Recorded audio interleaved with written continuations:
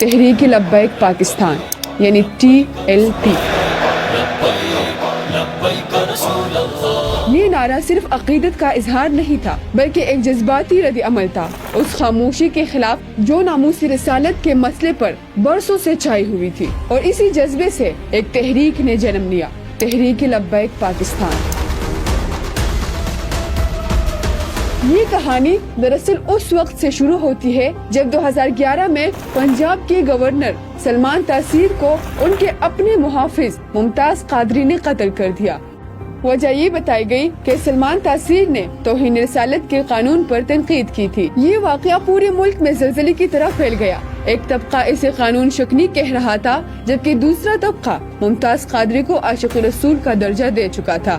انہی دنوں لاہور کے ایک مسجد میں خطیب کے طور پر خدمات انجام دینے والے علامہ خادم حسین رضوی، جو بولنے سے معذور مگر ایمان کی حرارت سے لبریز تھے، اس نے اس واقعے کو ایک مشن بنایا۔ ان کا پیغام سادہ مگر گہرا تھا، جو نبی صلی اللہ علیہ وآلہ وسلم سے محبت کرتا ہے وہ خاموش نہیں رہ سکتا۔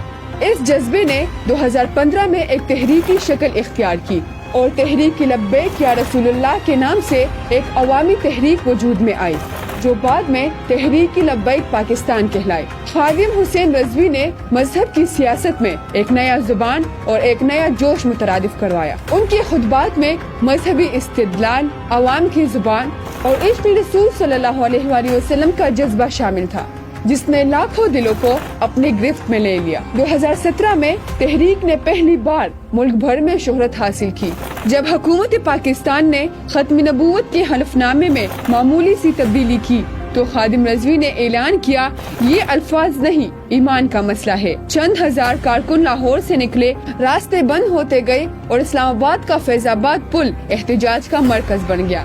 17 دن تک ملک رک سا گیا، حکومت کے وزراء استعفا دیتے رہے، میڈیا پر پابندیاں لگتی رہی اور بالآخر حکومت کو جھکنا پڑا۔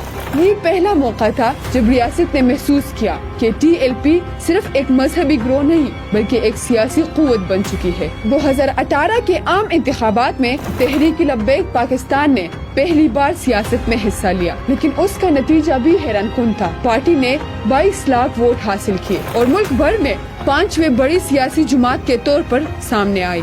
اگرچہ وہ قومی اسمبلی کی کوئی نشست نہ جیت سکی، مگر ان کا ووٹ بینک پنجاب، کراچی اور سندھ کے شہری علاقوں میں تیزی سے بڑھنے لگا۔ سیاسی مبصرین کے مطابق TLP نے پاکستان میں مذہبی سیاست کا نیا چہرہ متعارف کرایا۔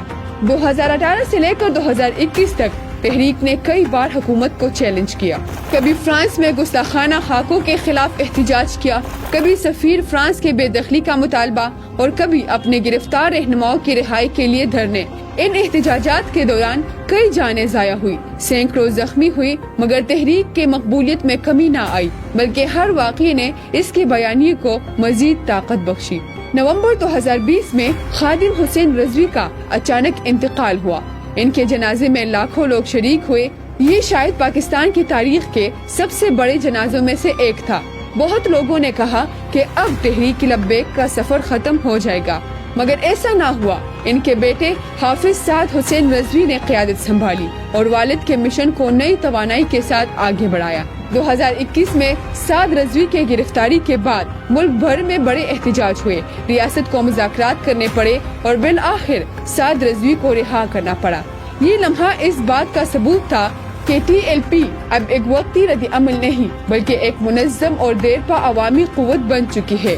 ریاست اور TLP کے تعلقات ہمیشہ پیچیدہ رہے، کبھی مذاکرات، کبھی تصادم، کبھی پابندی اور پھر مفاہمت۔ 2021 میں TLP پر حکومت نے پابندی لگائی۔ تحریک لبیک اپنے شرپسند ڈیزائن میں مکمل طور پر ناکام، مگر چند ماہ بعد TLP تحریک کو دوبارہ بحال کر دیا گیا۔ ماہرین کے مطابق یہ پاکستان کی ان چند مذہبی جماعتوں میں سے ایک ہے جو نہ صرف عوامی جذبات کو متحرک کر سکتی ہے بلکہ سیاسی دباؤ ڈالنے کی بھی بھرپور صلاحیت رکھتی ہے۔ تحریک لبیک کے ناقدین کا کہنا ہے کہ یہ مذہبی جذبات کو سیاسی مقاصد کے لیے استعمال کرتے ہیں، جبکہ حامیوں کا کہنا ہے کہ یہ ناموس رسالت صلی اللہ علیہ وآلہ وسلم کی تحفظ کی واحد تحریک ہے۔ لیکن اب سوال یہ ہے کہ کیا TLP ہمیشہ عشق رسول کی علامت بن کر رہے گی یا پھر وقت کے ساتھ اقتدار کی سیاست کا حصہ بن جائے گی۔